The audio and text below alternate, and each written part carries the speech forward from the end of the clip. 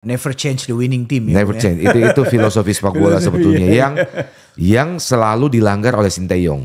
Kalau saya pribadi, ya sekalian ganti Sinteyong. Gak usah ngomong deh mereka. Gak usah ngapa-ngapain deh. Gak usah ikut pelatih. Yang paling memahami karakter, mentalitas, keinginan, bahasa, budaya pemain-pemain naturalisasi tersebut adalah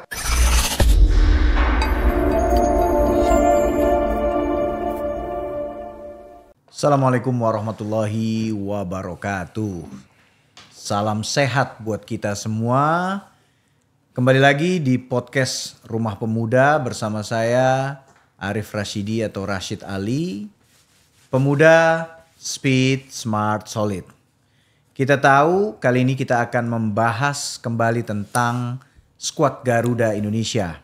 Kita tahu di dalam 3 match terakhir Indonesia berhasil mengumpulkan 4 poin. Imbang melawan Bahrain dan kalah melawan China. Tapi yang mengejutkan, skuad Garuda bisa menumbangkan tim Gulf Saudi Arabia dengan 2-0.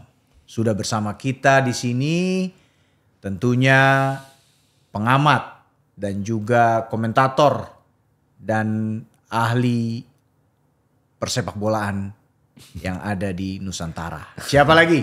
Bung Opan Lamara. Ini udah yang ketiga ya Bung ya? Iya, ketiga tampil di Rumah Pemuda. Belum ada Bung bicara tentang sepak bola. Belum ada yang 3 kali Bung. Saya koreksi sedikit tadi, Cit. Poin kita sudah 6. Bukan, maksudnya dalam 3 match iya, betul, tadi. Dalam 3. Hanya 4 yang kita bisa kumpulkan. Betul. Siap. Sepakat. Ini kan saat ini Bung. Skuad Garuda ini menjadi satu-satunya di negara ASEAN yang bisa lolos ke babak ketiga. Betul.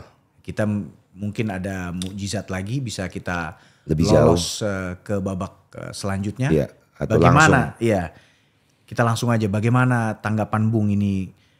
Apa yang kira-kira bisa menjadikan Indonesia ini lolos dan kenapa Indonesia ini bisa unik di antara tim-tim di Asia ataupun di ASEAN gitu. Ya, yang pertama tentang proses lolos ya. Ya. Setelah kita berada di grup atau di ronde ketiga, grup Asia, maka ada 2 cara lolos. Ya, yang pertama lolos langsung ke putaran final Piala Dunia 2026 yang akan berlangsung nanti di Amerika, Meksiko dan Kanada. Jika kita mampu berada di posisi 2 besar. Di grup C ronde ketiga ini. Ya. Cara kedua untuk lolos, jika kita gagal berada di 2 besar, maka setidaknya kita berada di posisi ketiga. Ya, atau sejelek-jeleknya keempat. Ya, di grup C ini untuk bisa lolos ke ronde keempat. Tapi opsi kedua ini berarti kita tidak lolos langsung ke putaran final. Artinya kita masih harus bertarung lagi di ronde 4 Asia yang akan mencari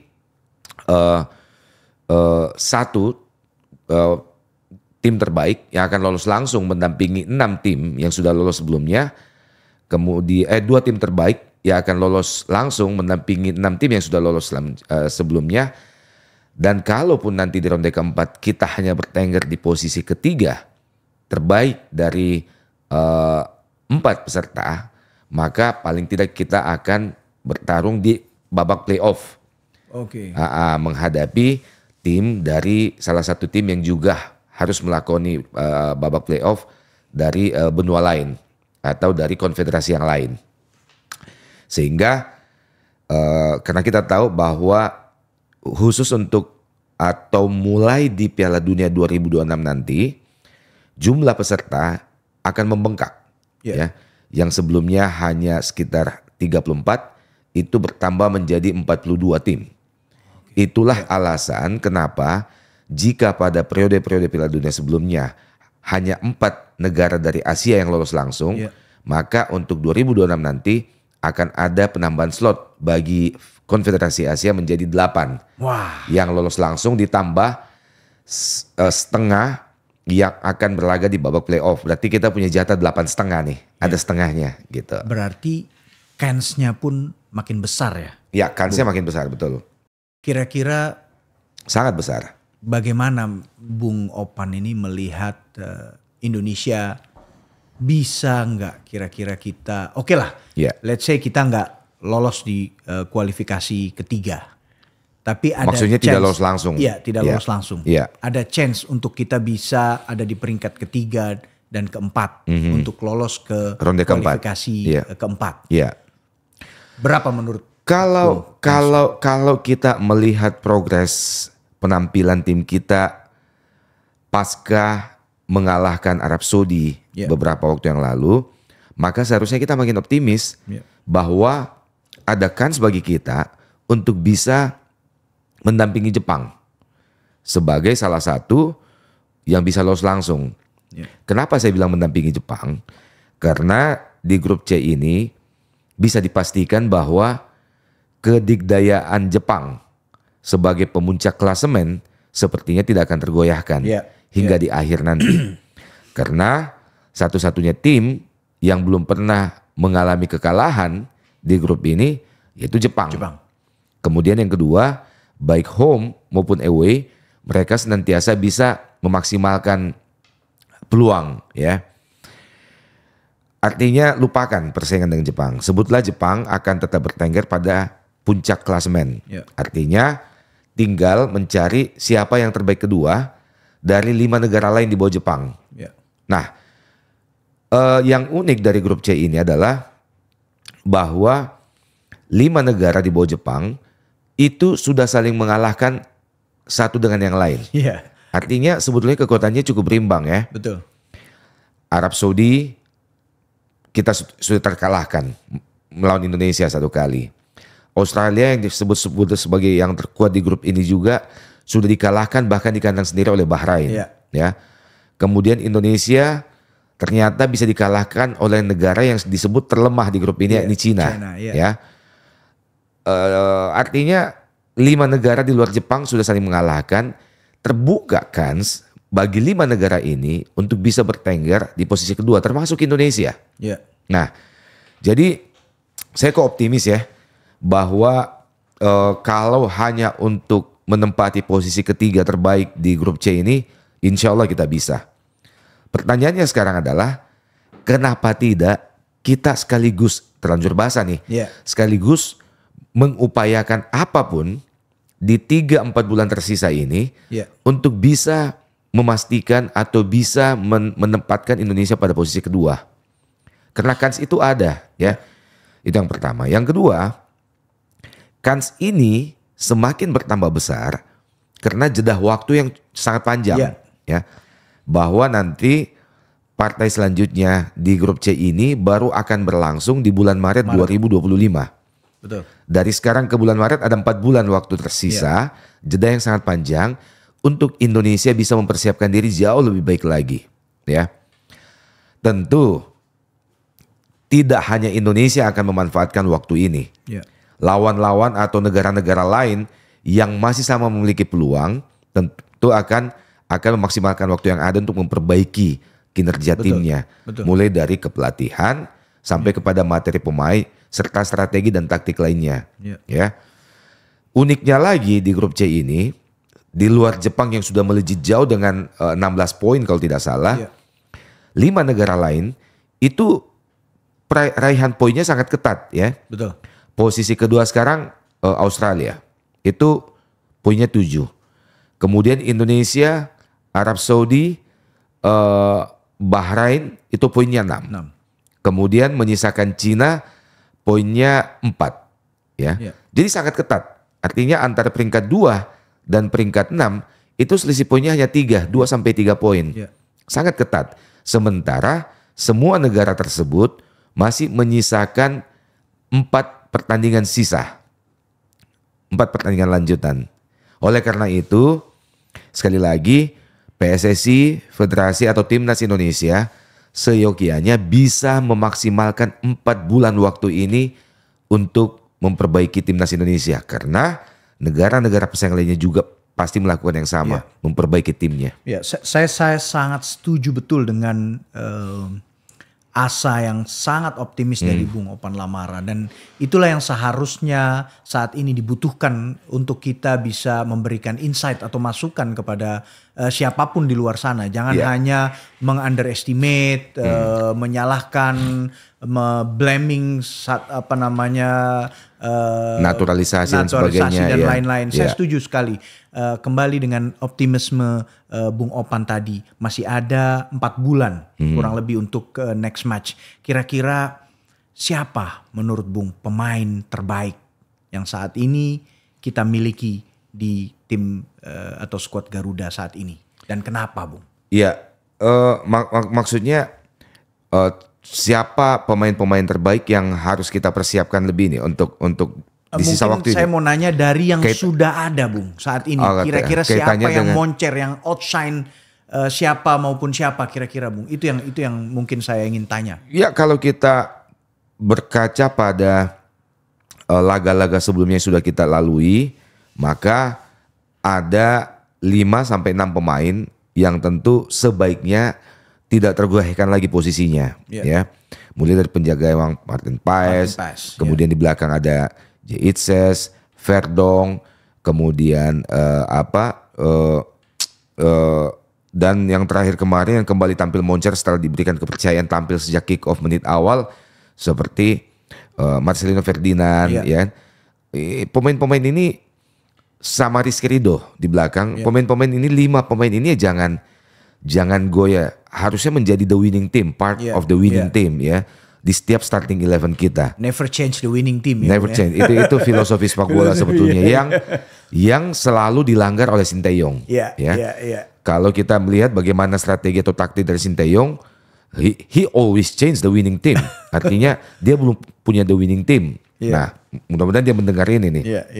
Nah, kalau kita kembali ke materi pemain tadi, maka itu salah satu yang saya mau sampaikan, bahwa ada 4 bulan waktu nih, jeda sebelum bulan Maret, untuk kita mempersiapkan tim sebaik mungkin. Untuk federasi, untuk Ketua Umum Erick Thohir memperbaiki tim, menyiapkan tim sebaik mungkin, dan untuk Sinteyong mempersiapkan tim sebaik mungkin. Nah, kalau kita berbicara bagaimana memaksimalkan waktu 4 bulan ini untuk memperbaiki tim, maka tentu fokusnya ada 2.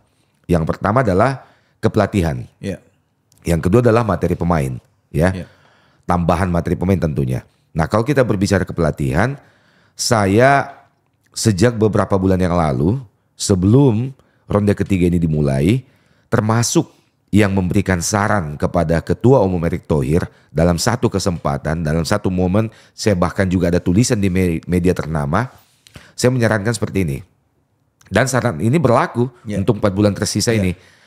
Bahwa jika federasi atau ketua umum tidak atau terlalu berat atau tidak ingin mengganti Sinteyong sebagai pelatih, maka sebaiknya Sinteyong itu dilapis kepelatihannya. Paling tidak ada pelatih yang kalibernya, yang track recordnya jauh lebih hebat dari Sinteyong, yang bisa kita datangkan. Dan berbicara tentang pelatih ini, sebaik-baiknya datangnya dari Eropa, dan sebaik-baiknya lagi datangnya dari Belanda. Paling tidak sebagai kalau bisa mungkin diberikan posisi sebagai technical advisor, penasihat teknis kepada Sinteyong. Jadi melapis kepelatihan Sinteyong. Kenapa? Logikanya begini.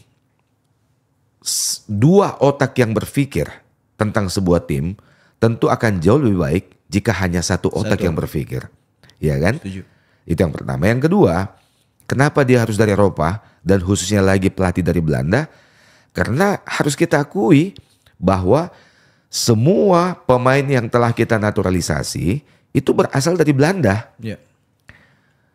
Yang paling memahami karakter, mentalitas, keinginan, bahasa, budaya pemain-pemain naturalisasi tersebut adalah tentu pelatih asal Belanda.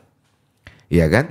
Apalagi toh di Belanda ada sederet legend, mantan pemain timnas Belanda yang sudah pernah merasakan atmosfer Piala Dunia, yang sudah pernah berada di persaingan level tertinggi sepak bola dunia, punya track record yang jelas, punya prestasi yang jelas, dan kebesaran namanya tentu disegani oleh pemain-pemain.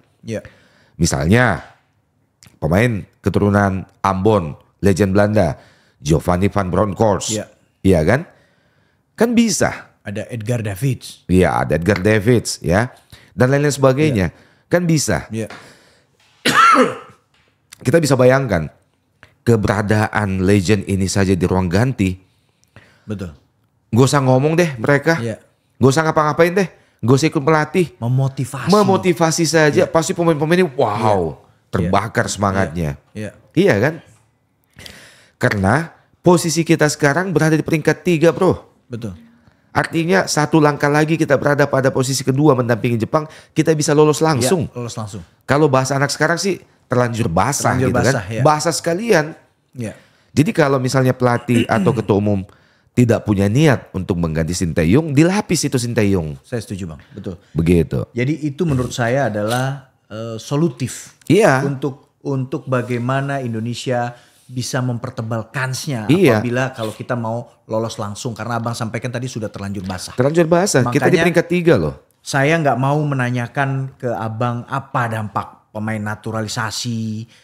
Tapi justru kita mau tanya sama Abang. Ini kan sudah terlanjur basah. Apalagi rencana mungkin apa sudah dinaturalisasi Bang oleh Romeni itu. Winger dari Utrecht itu. Iya, oleh Romeni beberapa minggu yang lalu kabarnya sudah dinaturalisasi. Iya. Bahkan sudah ikut menonton, menyaksikan salah satu laga kandang Indonesia beberapa waktu yang lalu. Tapi beberapa jam yang lalu saya mengkonfirmasi ke teman, rupanya naturalisasinya ya masih Alot. belum, ya masih alot nih. Jadi saya belum, nanti mungkin sore ini saya akan mencoba untuk menghubungi temannya berada Iya. di Kementerian Hukum ya. Karena itu domainnya Kementerian Hukum. Bagaimana sih status si Ole ini? Itu yang pertama. Yang kedua, sekaligus menjawab pertanyaan sebelumnya. Tadi kan saya baru menjawab membahas tentang posisi kepelatihan untuk 4 Iya. bulan tersisa. Nah sekarang yang kedua tadi kan pertama adalah kepelatihan. Kedua, Ya, materi pemain. mengevaluasi kepelatihan. Yang kedua mengevaluasi materi pemain. Iya. Nah, kalau kita berbicara tentang materi pemain, maka tentu yang kita butuhkan di bulan Maret nanti adalah materi pemain yang bisa membuat tim tentu semakin jauh lebih kuat. Ya. Nah, berarti kita butuh penambahan. Ya. Kaitannya dengan Ole tadi, saya sepakat bahwa kalau kita berbicara penambahan materi pemain, buat saya nih, penjaga gawang dengan kehadiran Martin Paes itu sudah lebih dari cukup. Ya. Tinggal kita butuh pelapis memang, walau alam ya tiba-tiba Martin Paes cedera. Ya. Betul. Kan kita belum punya pelapis nih. Ya. Nah mudah-mudahan niat yang disampaikan oleh PSSI melalui beberapa media belakangan ini, keinginan untuk menaturalisasi salah satu penjaga gawang keturunan kita dari Italia. Ya. Siapa? Yang Ya. ibunya asal NTB ya. Betul. Nah, mudah-mudahan ini bisa tercapai supaya ada pelapis bagi Martin Paes. Nah, tapi kalau kita berbicara materi yang ada saat ini, sebetulnya yang paling kita butuhkan adalah pemain di lini depan, ya, posisi striker. Emil Odero. Iya, Emil Eudero, betul. Emil Odero, ya. Mudah-mudahan bisa kita naturalisasi karena itu penjaga gawang yang kualitasnya sudah pernah memperkuat timnas Italia Junior. Ya. Under 18 tahun dia udah pernah perkuat Italia. Nah, materi pemain yang paling kita butuhkan adalah yang bisa menutup kekurangan kita di lini depan. Ya. Ya, dalam pertandingan sebelumnya sejauh ini kita baru mampu menciptakan 1, 2, 3, 5 gol. Ya. 5 gol dari 5 pertandingan yang sudah kita lakoni. Ya, artinya memang kita butuh striker nih. Ya. Kalau kita juga melihat saat kita menghadapi Jepang sebelumnya, kan kita punya kans tuh Ya. di menit-menit awal untuk bisa menciptakan gol. Tapi ketenangan, mentalitas, kecerdikan seorang pemain depan Ya. rupanya belum kita miliki. Betul. Ya, Ragnar, Rafael Struijk sudah sangat bagus, tapi untuk bisa menembus posisi kedua di grup C ini kita butuh yang jauh lebih bagus dari mereka berdua. Dan mudah-mudahan Ya. ini pertanyaan Anda tadi, Ya. Ole Romney ini bisa menjawab itu. Ya. Oleh karena itu kita berharap proses naturalisasinya lancar. Sehingga bulan Maret nanti dia bisa bergabung dengan timnya. Kita butuh pemain ini. Kenapa kita butuh Ole? Walaupun dalam beberapa tahun belakangan ini, terutama tahun ini, oleh tidak sesubur musim-musim sebelumnya, tapi pemain berusia 24 tahun ini setidaknya kualitasnya sudah terbukti. Kenapa demikian? Ole pernah menjadi skuad dari timnas junior Belanda. Under 15 dia terpilih, under 18 tahun dia terpilih. Artinya nggak gampang tuh untuk menembus timnas junior sekelas Belanda. Dan dia bisa bergabung dengan itu. Jadi kita butuh. Mudah-mudahan Ole bisa hadir ya. Tapi terkait Ole Romani ini banyak juga berita-berita miring bagaimana melihat proses Indonesia ini bisa menaturalisasi pemain-pemain untuk kita bisa lolos.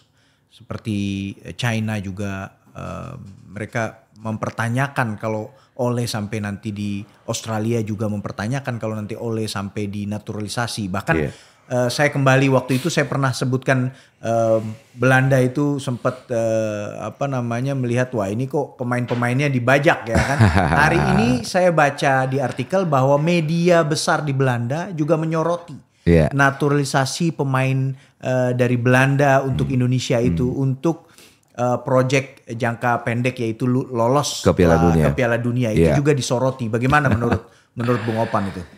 Iya, buat kita kan sepanjang itu pemain adalah yang memang memiliki hubungan emosional, memiliki hubungan darah dengan Indonesia, kenapa tidak?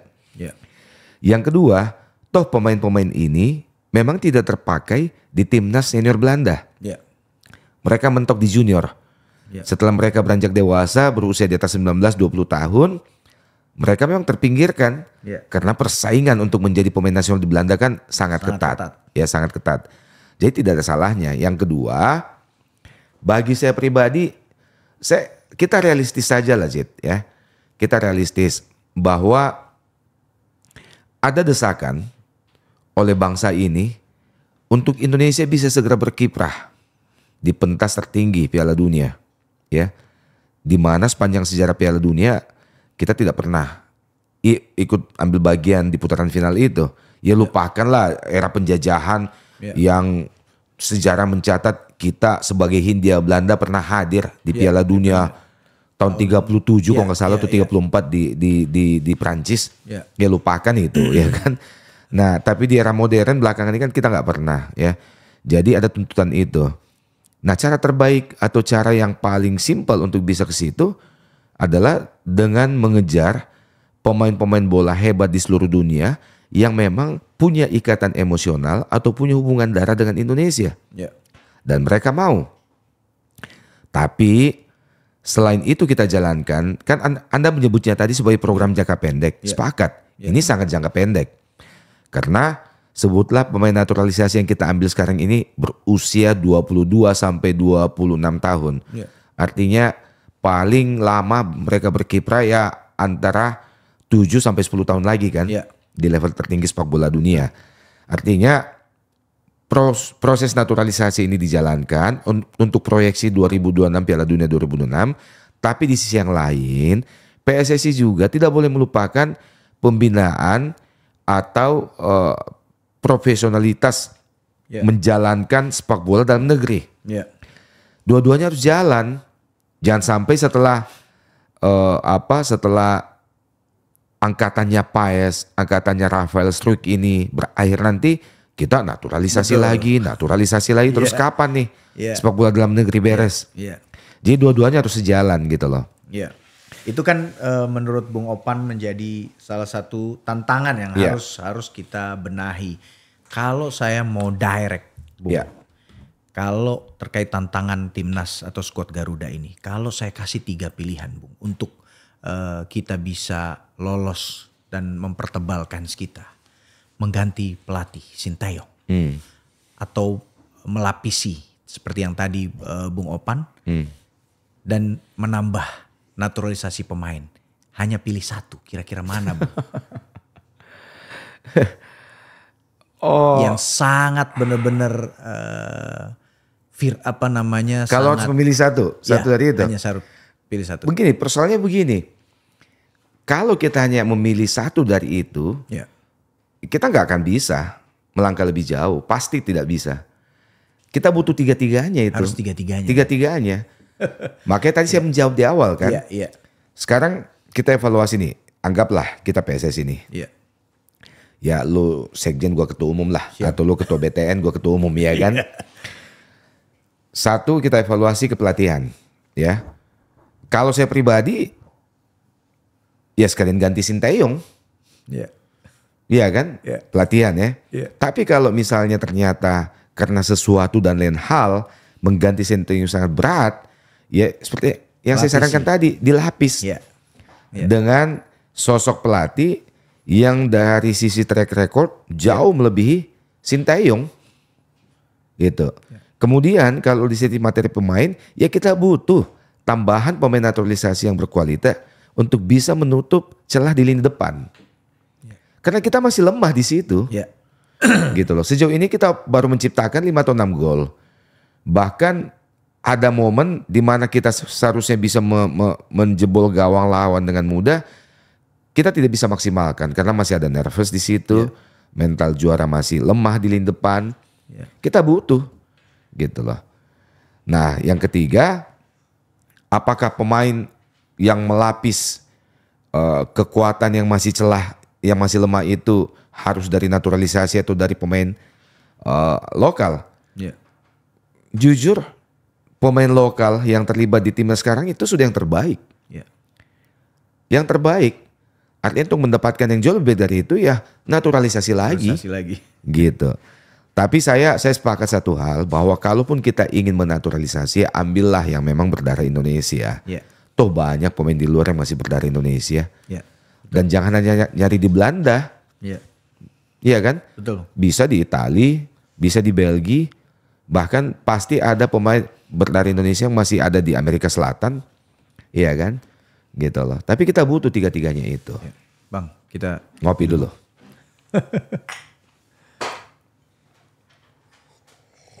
jadi Begitu.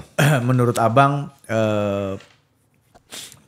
perkembangan pemain muda di Indonesia sudah berjalan pada tracknya, ya kan? Oh enggak. Justru masih belum? enggak. Iya, kan tadi saya koreksi. Iya. Bahwa sekarang ini PSSI yang fokus membenahi timnas dengan proyek naturalisasi. Iya. Tapi pengentasan masalah sepak bola lokal kita, Belum selesai. ya mungkin kalau ada 100 persoalan yang harus dibenahi oleh PSSI, sejauh ini menurut saya PSSI baru membenahi 10% atau 10 diantaranya. Masih banyak PR. Masih banyak banget.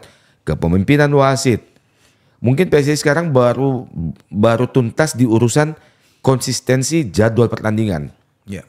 Itu pun 1-2 masih ada yang meleset.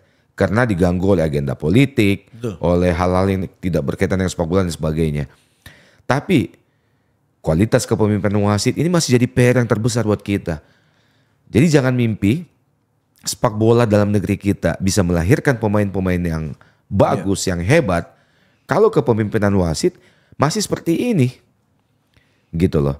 Keputusan-keputusan konyol yang terang-terangan harusnya berhadiah penalti, tidak diberikan penalti. Iya. Yang tidak seharusnya penalti malah diberikan penalti. Iya. Yang tidak offside di-offside-kan.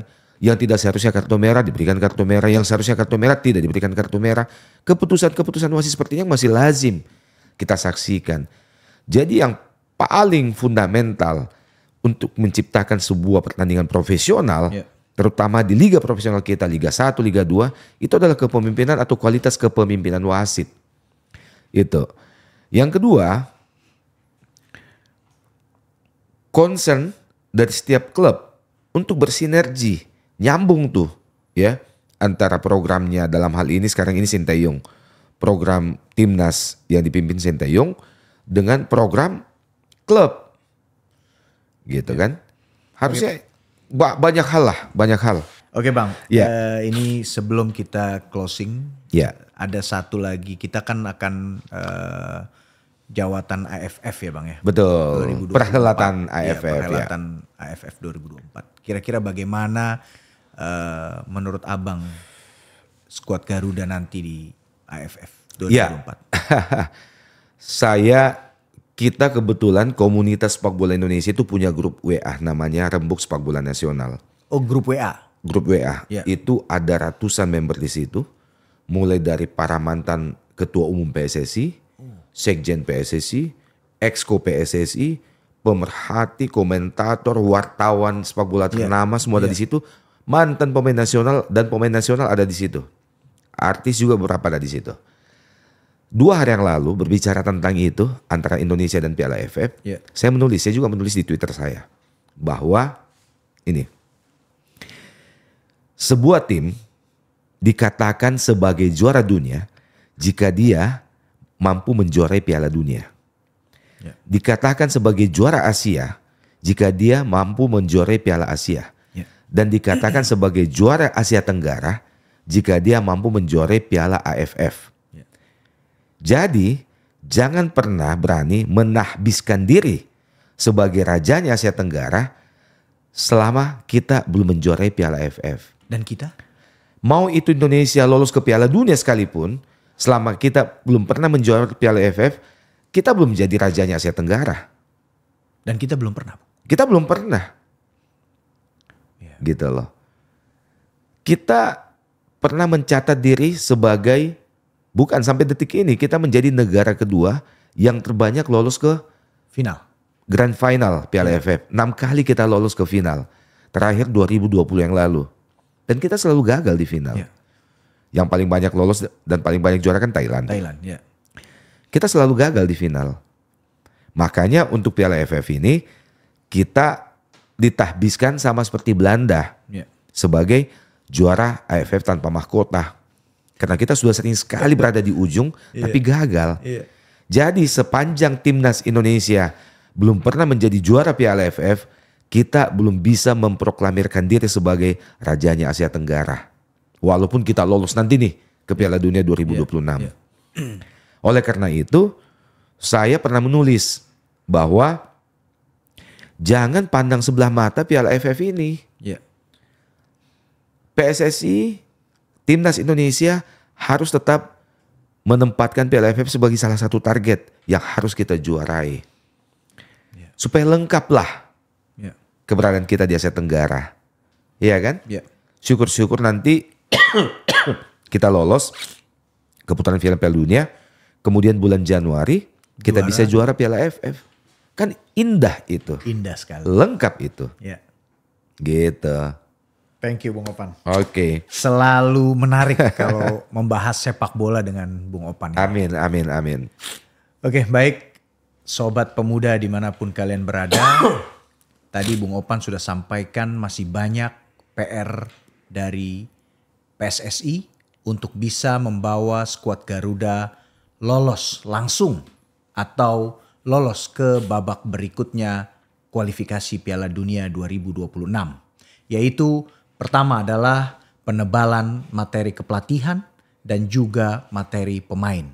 Semua tentunya akan ada pro dan kontra. Tapi kita menginginkan yang terbaik untuk skuad Garuda, timnas Indonesia selalu di dada. Pemuda, speed, smart, solid. Assalamualaikum warahmatullahi wabarakatuh. Waalaikumsalam warahmatullahi wabarakatuh.